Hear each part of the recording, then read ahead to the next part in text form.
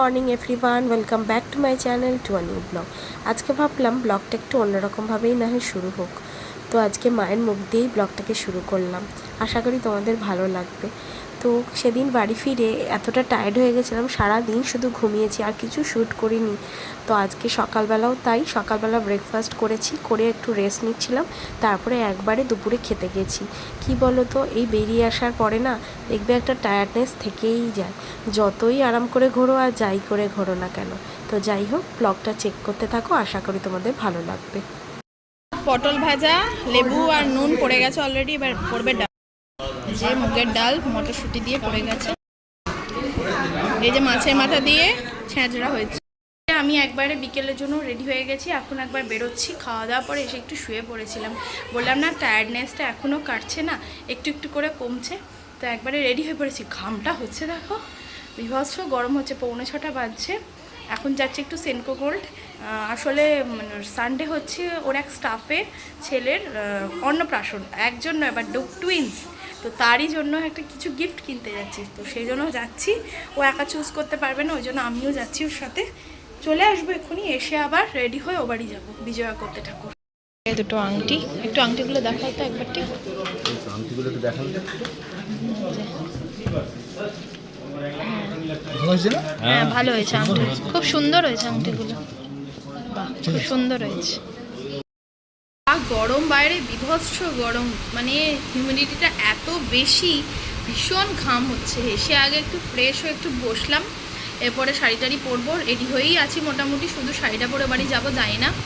মানে আজকে একটা সেই এক্সেসিভ গরম হচ্ছে, জানি না। কালকে সন্ধ্যাবেলার দিকে না একটু হালকা হালকা হাওয়া দিয়ে ওয়েদারটা একটু হালকা হয়ে গেছিলো, কিন্তু এখন তো আরও গরম লাগছে মনে হয়। মেনলি দেখবে বিকেলবেলা বা সন্ধ্যাবেলার দিকে একটু বেশিই গরম লাগে।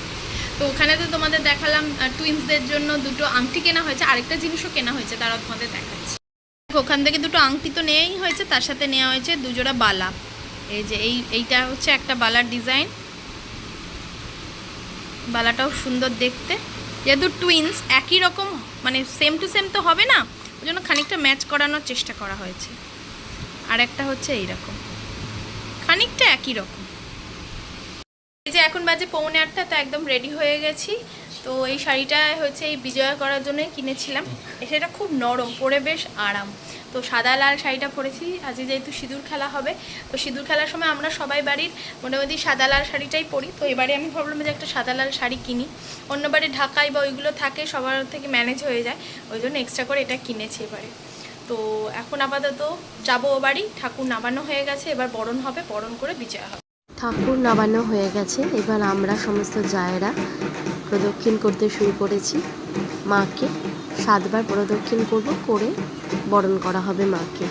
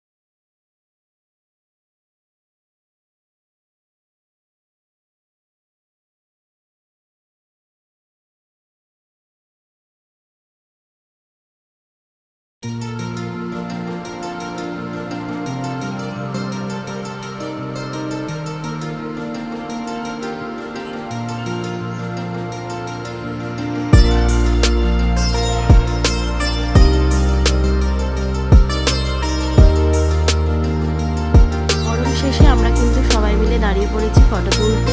তবুও অনেকের এখনও বরণ চলছে, তো আমাদের মোটামুটি বরণ আর সিঁদুর খেলা হয়ে গেছে।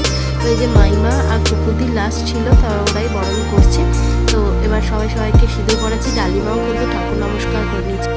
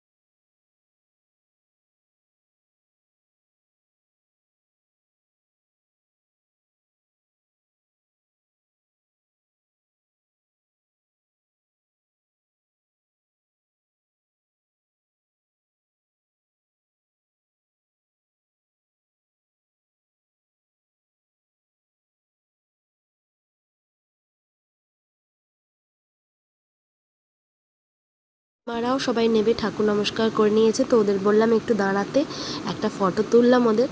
তো দেখতে দেখতে পুজো হয়ে গেল। এই আসবে আসবে পুজো হবে করতে করতে অনেক বাধা বিপত্তির মধ্যে দিয়ে এবারে পুজোটা অবশ্য হলো। হওয়ার কথা ছিল অন্য সময়, হয়তো মায়ের ইচ্ছা অনুযায়ী এবারে একটা অন্য সময় মা এলো। বাড়িটাও কিন্তু খুব সুন্দরভাবে সেজে উঠেছে, চারিদিকে আলোয় আলো। হয়তো মায়ের জন্যই চারিদিকে আলো হয়েছিল। তো না, এবার মাকে বিদায় জানানোর পালা। তো মা বেরিয়ে চলেছে, আমরাও তার সাথে সাথে চলেছি। ঠাকুরও ট্রলিতে উঠে পড়েছে, তো আমরাও সবাই সদল বলে সবাই মিলে আমরা সমস্ত জায়রা জেম্মারা সবাই মিলে চললাম ঠাকুরকে বিজয় করতে। তো আমাদের এই ঠাকুরকে স্টেশন পর্যন্ত নিয়ে যাওয়া হয়। তো ওই ঠাকুরকে স্টেশন থেকে ঘুরিয়ে আবার এদিকে এনে নদীতে বিজয় করা হবে। তো এই আমরা সবাই কিন্তু একসাথে যাই প্রত্যেকবার যে ঠাকুর বিজয় করতে। আর এবারে না ঠাকুরটা বিজয় করতে একটু দেরিই হয়ে গেছে, অনেকটা রাত্রির হয়ে গেছে, 10টা সাড়ে 10টা বাজছে। তো ওই জন্য পোস্টের লাইটগুলোও দেখছি নিভে গেছে, দোকানপাটও চারিদিকে বন্ধ হয়ে গেছে, আর একটু ফাঁকা ফাঁকা হয়ে গেছে। অবশ্য ভালোই হয়েছে, ঠাকুর নিয়ে যাওয়ার সময় রাস্তা ফাঁকা থাকলেই ভালো। তো মেঘ তাতান আর ও গেছিলো স্টেশন পর্যন্ত, আমরা আর অত দূর যাইনি, আমরা কিছুটা দূর গিয়ে দাঁড়িয়েছিলাম। তারপরে ঠাকুর যখন স্টেশন থেকে ঘুরে আবার এদিকে এলো, আমরাও এদিকে ওদের সাথে চলে এলাম। তো এই যে আমরা নদীর ঘাটে পৌঁছে গেছি ঠাকুর বিজয় করার জন্য। ঠাকুরের সমস্ত বাঁধনগুলো খোলা হচ্ছে এবং সবাই মিলে ধরে ঠাকুরকে এখানে বিজয় করা হবে।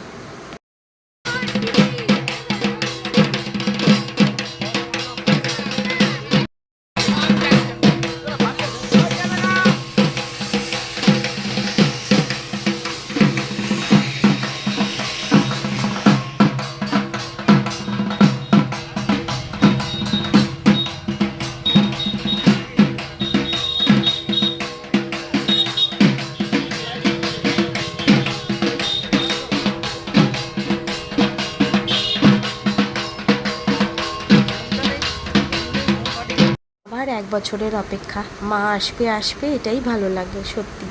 প্রত্যেক বছর আমরা এই দিনটার জন্য অপেক্ষা করি। এবারে হয়তো মা একটা অন্য সময়ই এলো। যাই হোক, মায়ের একেবারে ইচ্ছা হয়েছিল তাই অন্য সময় আসা। মা সাধারণত আমাদের বাড়িতে বৈশাখ মাসেই এসে থাকে অমাবস্যায়, কিন্তু এবারে মায়ের ইচ্ছে হয়েছিল জ্যৈষ্ঠ মাসে ফলহারি অমাবস্যায় আসবে, তাই মা এসেছিল। তো দেখতে দেখতে 2 দিন কোথা দিয়ে চলে গেল। তো আবার এসো মা, দীর্ঘ 1 বছরের অপেক্ষা। মায়ের কাছে কামনা করি আমরা যেন সুস্থ স্বাভাবিক ভালোভাবে থাকতে পারি।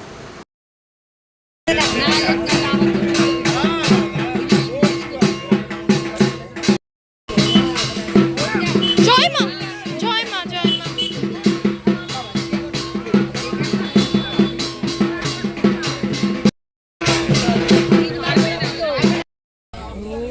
আরে ঘাড়ে পড়ে যাবে ঠাকুর, ঠাকুর তো যথেষ্ট ভারী।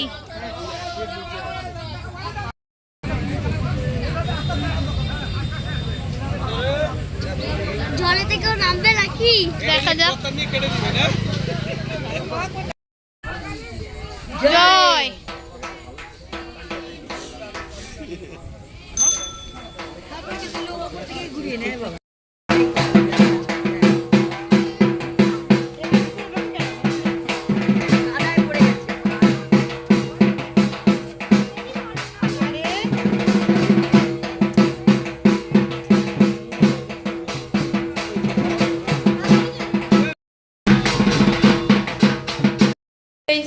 করে আমরা সবাই চলে এসেছি। এবার খাওয়া দাওয়া হবে। আগে ঢাকিরা, তারপরে যারা সমস্ত মাইকম্যান ওরা আছে ওরাও সব বসবে, আর কয়েকটা চেয়ার ফাঁকা আছে, ভাবছি আমরাও খাওয়া দাওয়াটা সেরে নেবো।